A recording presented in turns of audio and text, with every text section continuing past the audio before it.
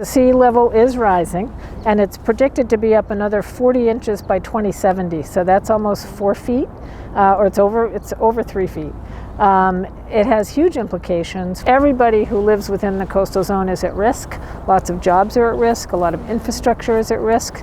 So what we're all working on now is, what do we need to do to build up the shoreline? How do we raise it up? How do we raise, new buildings are all being built up much higher. How do we, but 80% of the buildings in the city are old. How do we raise up the old buildings that are on the waterfront? How do we protect the roadways, the subway stations, the public parks, all the other pieces, the dock, the harbor walk that we're standing on right now?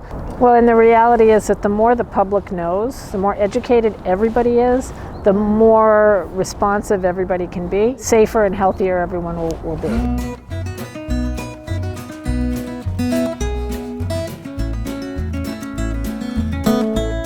Boston Harbor Now is really focused on all things Boston Harbor, but primarily we're all about making sure that everybody has access to it, equitable access to it, and benefits from it.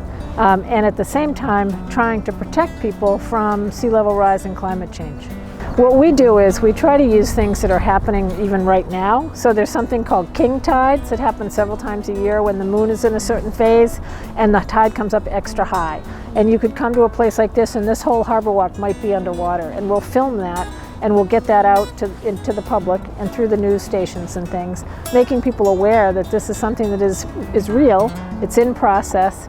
And we try not to use fear, we try to use opportunity, and that this is just, it's an important thing that's happening, and that if you want to stay safe, if you want to continue to benefit, you need to get involved.